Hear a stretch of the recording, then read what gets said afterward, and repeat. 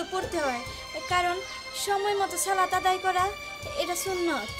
এই নামাজ সম্পর্কে আমার এত শিকার লাগবো না, কোনো না কোনো দিন কিন্তু আমিও নামাজ পড়ছি, কিন্তু তোর মতো তো সুতা দেখাই নাই, ঠিক আছে? সংসার কেন করে নাই, তোর সংসারে কাম কেন করবো? কোন বান্ধে রাখছস, কারে বান্ধে রাখছস? হ্যাঁ আম্মা, এখন তো রোজার দিন, এভাবে চিল্লাপাল্লা কইরেন না। আশেপাশে মানুষ শুনলে কি বলবো?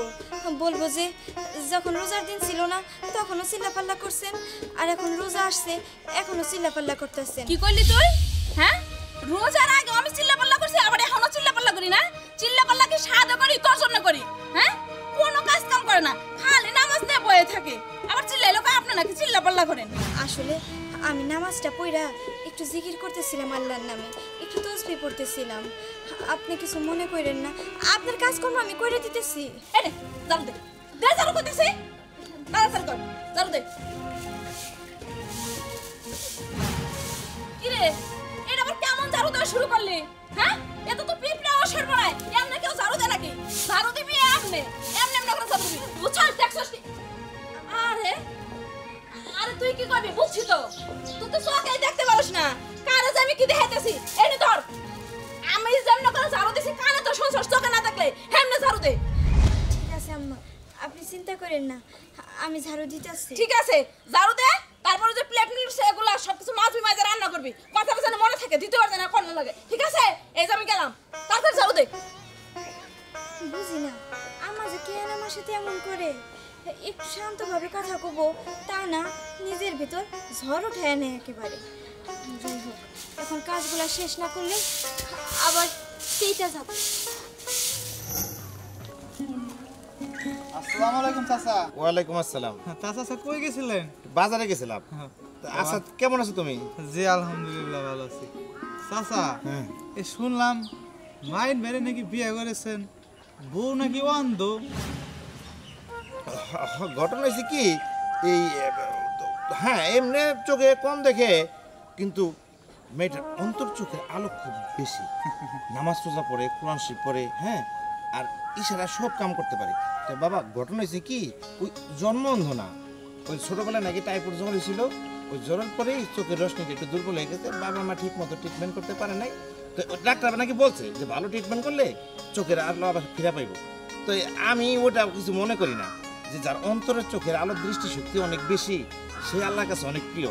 আর আমি তো আল্লাহর বান্দা, আমার কাছে প্রিয় হইব না কেন? আপনি দোয়া করো, গঞ্জে শুনছি আলাপ করছে যে বড় ডাক্তার হইব, ডাক্তার এলে আমি নিয়ে ডাক্তার দেখাবো। আল্লাহ ভালো করলে তো ভালোই। তা চাচা, যৌতুক কত টাকা আনছে? এত ভালো একটা পোলার সাথে এরকম অন্ধ মেয়েদের বিয়ে করাইছে, যৌতুক তো অবশ্যই আনছে। না বাবা, যৌতুক রৌতুক নেই নাই, যৌতুক নেবো কি লেগা? আল্লাহকে আমার কম দিছে। ঘটনা হয়েছে, মায়েরা বড় অসহায়, আমার খুব মায়া লাগলো।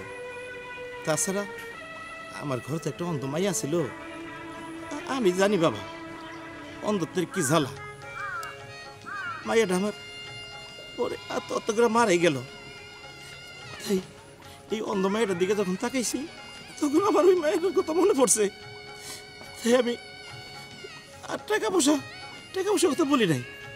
গঞ্জে নাকি বড় ডাক্তার আহে, আমি ডাক্তারের কাছে নিয়ে যাবো, যদি ওই ডাক্তার ওসিল আল্লাহ ওর চোখের রোশনি ফিরাই দেয়।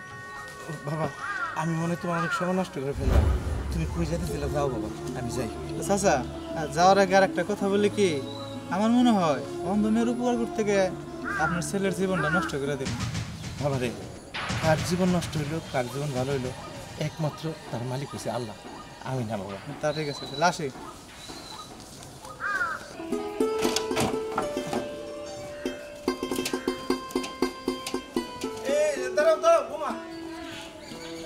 তুমি কই যেতেছো? দাও এটা দাও। আব্বা, কল পার যাইতেছি, পানি ভরমু। এই টিউবওয়েল পার তুমি পানি আনতে যেতেছো? হ্যাঁ। কে তোমার শাশুড়ি কি করছে?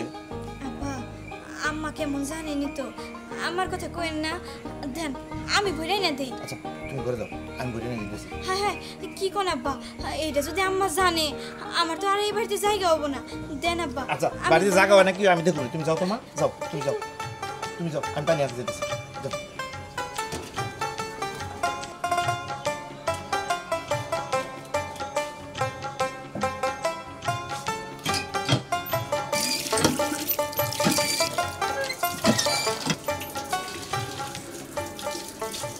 দেখছো, হ্যাঁ, কত ওজন, মানুষ মেয়েটা বড় অন্ধ ও শাশুড়ি একেলটা কি এই কষ্টটা কেমনে পাঠাতে পেরেছিল আরে এটা তো মনে করা দরকার ছিল যে কদিন হইল আমার মেয়েটা মারা গেল আমার মেয়েটা তো অন্ধ ছিল পরে মেয়ের যদি ভালো না আসতে পারে তো নিজের মেয়ের ভালোবাসা আসবে থেকে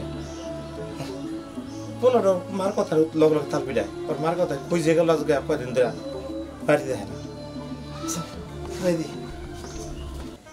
এই যে মা বাচ্চাদি সুন্দর করে হাতের উপরে হাত রেখে মনে হইতাছে তুমি নামাজে বসে রইছো এই জায়গায় আমি যে তোমার কইলাম যে আমি ঠান্ডা পানি খামো এক গ্লাস পানি এনে দাও কই তোমার পানি আনতেছি আনতেছো মানে এই যে পানি তোমার যে 30টা লাগছে এক গ্লাসে কাম হবো না এর লেগেই যে পর ধরো পুরো এক কলস আনলে দিছি তোমার যতটুকু মন চায় তুমি ডক ডক করে খাও আচ্ছা তোমার আকল পছন্দ কম হবে কত দিই নিজে তো রোজা থাকোই না রোজার মাস বউটাও অন্ধ মানুষ তারপরে কি করছো এত একটা মাটির কলস দিছো বৌমারে কলপার দিয়ে পানি আনতে না কি কইলে তুমি হ্যাঁ পানি আনতে দিছি তোমার খুব দরদ লেগে গেছে না এই সংসার এখন কেরা করে খাইবো একটু পানি আনতে দিছি হে পানি আনতে পারবো না সংসারের কাম করতে পারবো না আর একটা কথা তুমি আমার কি কইলা আমি রোজা রাখি না বৌমা রোজা রাখা অনেক কষ্ট হয় আর এমনি মুগ্ধ হইতেছো কে পারলে একটা মাইক নি হয় না পুরা গ্রামটা লস করে দাও না যে আমার বউ রোজা থাকে না আর খালি আমার পুরা বড় জ্বালায় যত সব তাই করুম তুমি অন্তে আমার চোখের সামনে যাও যাও কলস নিয়ে যাও তুমি পানি খাও গা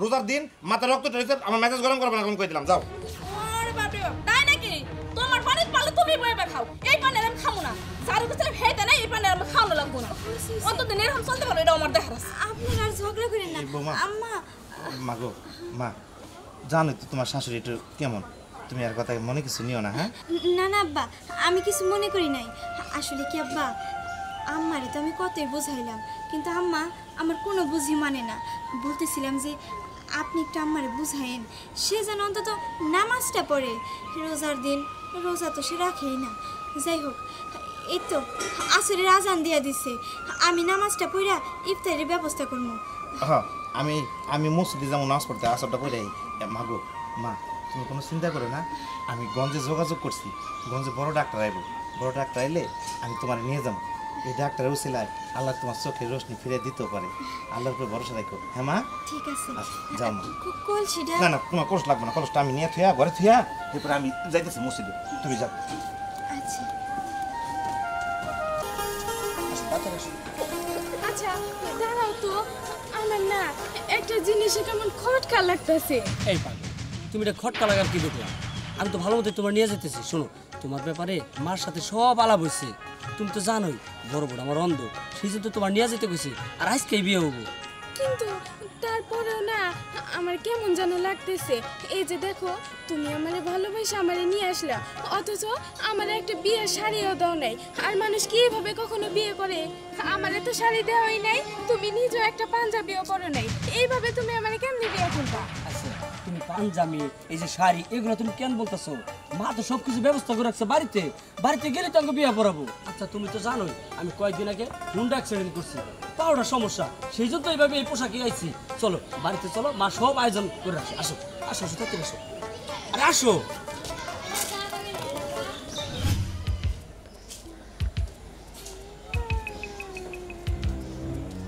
মা ও মা মা মায়ে ও মা এটা আবার কেরা এটা কার নিয়েছো সাথে করে ওই যে মাতবার কইছিলাম আমি একটা মেয়ের পছন্দ করি ওই তো সেই মেয়ে ওই তো আরে ওই তো সে মেয়ে বুঝলাম না কিছু হঠাৎ করে নিয়ে আই বলি তুই যে কইছিলি বাবা বিয়ে করবি ওরা কি বিয়ে করছ না মা বিয়া করি নাই ওরে বলছি বাড়িতে এনে বিয়া করবো মা সব জানে কেডা কারে বিয়ে করে তাই না কি রে ভাই তোর সাথে এটা কে বাবা আসলে তোমার বলে তো আর কোনো লাভ নাই মার সাথে আমার সব আলাপ হয়েছে মাই চিনে তাইলে মহারানী আপনি পরিচয় দেন এই মেয়েটার পরিচয় কি আসলে কি পরে যাইলো মেয়েটারা অনেক আগে থেকে মাইন্ড ভালোবাসতো আমারও কয়ে রাখছে কিন্তু ওই যে তোমার লাগে তোমার এখন পর্যন্ত কিছু কই নাই ওই মেয়েটারে বিয়ে করবো বিয়ে করব কিন্তু বিয়ে তো করে নাই না ঘরে যে একটা মেয়ে বিয়ে করে থুয়া গেছে সেটা তোমার খবর নাই এই খবর আছে। একটা পুরুষ করে বিয়ে করে তোমার আজকে পাইয়া আজকে পোলাটা মাথা উঠছে থামো কি সুন্দর চান্দেলান একটা মাইয়া বিয়ে করে আনছি আবার কয় মাইন ওর আগে ভালোবাসতে পছন্দ করতো আচ্ছা ঠিক আছে ওটা তো একটা কাহিনী বুঝো নাই ওটা তো সংসার হইতো না আমার পোলাই যে দেখে হই না ফুটফুট একটা মেয়ে নিয়েছে ওরাই বিয়ে করবো এই তুমি কানি কানি কাউকে লেগা কানি কানি কাউকে লেগা আমি তোমার কইছি না আমি গঞ্জা বড় ডাক্তারের সাথে আলাপ করেছি ডাক্তার বলছে ট্রিটমেন্ট করলে ওর ডোজ নিয়ে আবার ফেরত আইবো ওই আবার ভালো হইবো আরে কবে না কবে ভালো হইবো হেডে আমি থাকতে পারবো না আমার পুরো পছন্দ করে সরে বিয়া করবো মাইন তুই আর দেরি না করে ওর বিয়া করে নে যা আই মাইন তুই কার কথা শুনস আমি এখন তোর মরে যাই নাই তুই এই মেয়েটা করতে আনছস মেয়েটা দিয়ে আয় যা তুই এখন এই মেয়েটা দিয়াবি আর মা আমি তোমারে কই তুমি তো একটা মাইয়া মানুষ তুমি কি চাইবা তোমার স্বামী কাউরে বাদ দিতে আমি আশা করি তুমি এটা চাইবা না মাইন বিয়ে করছে মাইনে ঘরে বউ আছে তোমার হাত জোর করে মিনতি করে আমি কইতেছি মা তুমি একটা মাইয়ার এত বড় সর্বনাশ করো না তুমি একটা মাইয়া আর একটা মেয়ের দরদ তুমি বুঝবা এটা মাইন বুঝবো না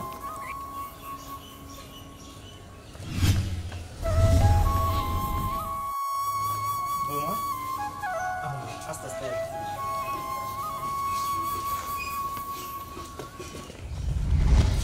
আর শোনো মাইনের মা তোমার আমি সাপ সাপ করে কয়ে দিই এই বাড়িতে 2 বিয়ার প্রচলন তুমি দেখাই দিলা আমার ছেলে যদি 2 বিয়া করতে পারে তাইলে আমিও তো এই বাড়ির সন্তান আমি তো অন্য বাড়িতে তৈরি আহি নাই আমি কিন্তু আবার ফিরে বিয়া করবো এটা আমি কই দিলাম। এটা তুমি কি কইলা সাবধানে এই কথাটা কোনো সময় মুখ আনবে না আমি বিয়া করবো এই কথা শুনে তোমার লাগে চোট লাগে করে যায় চোট এই ম্যাডাম অন্ধুসিতে কি গিয়েছে ও আমার রক্ত মাংস করা মানুষ ওর স্বামী যখন বিয়া করবে এই কথা শুনলে ওর কলেজে এমন চোট লাগে যে চোটটা এখন তোমার লাগছে তুমি একটা মেয়ে মানুষ তুমি আর একটা মেয়ে মানুষের দরদ কেন বোঝো না একটু বোঝার চেষ্টা করো ডাক্তারের কাছে গেলে ওর চোখের রোশনি ফেরত আইব ওরা হাইসা গেলা সুখী শান্তিতে জীবনযাপন করবো তুমি আর ছেলেরে বুঝাইবা না বুঝাই তুমি কি করো তুমি আর উস্কানি দাও এটা কিন্তু একটা মায়ের কর্তব্য না যেহেতু বিয়া করে আমি নিয়ে আসছি কিন্তু আমি দোয়া করে গেলাম যে ওরা দুজন সুখী হইব আমরা কয়েকদিন বাঁচুম খাও ওরা এই দুনিয়াটা দেখবো দুনিয়াটা কইরা খাইব তুমি একটু বোঝার চেষ্টা করো মাইনের মা হ্যাঁ মাইনের আব্বা তুমি ঠিকই কইছো আসলে আমি এতদিন যে ভুলটা বুঝতাম তুমি আজকে আমার চোখের মধ্যে যে পর্দাটা পড়ে ছিল সরাই দিলা আসলেই তো আমি যদি ওরা আমার মেয়ের মতো করে দেখি তাহলে তো আর সংসার কোনো অশান্তিই থাকে না আর মাইন তুই বাবা যা করছস সব ভুলা যা ওরা না সুখ শান্তিতে সংসার কর আর তোর বাবা কইছে শহরে নিয়ে গেলেও নাকি আবার চোখে আলো ফিরে পাইবো তাহলে তো আমাকে সংসারে তো কোনো অশান্তি থাকবো না হমা আব্বা ঠিকই কইছে আসলে তো আমরা দুজনে বুঝি নাই তোমার তো অনেক ভালো খুব লক্ষ্মী বউ আব্বা পছন্দ করে আনছে আলহামদুলিল্লাহ আল্লাহ তুমি আমার সন্তান রে তুমি আমার মাইন্ডে সুহাক্কেল সুবুদ্ধি দিছ আর আজকে আমি মায়ের মার মুখে এত সুন্দর কথা শুনতাছি আল্লাহ তোমার দরবার লাখ লাখ শুকরিয়া তুমি আমার শুকরিয়া কবুল করো তুমি আমার আরজি কবুল করো আর আমাকে সবাই সুখে শান্তিতে জীবনযাপন করার তৌফিক দান করো আমিন আমিন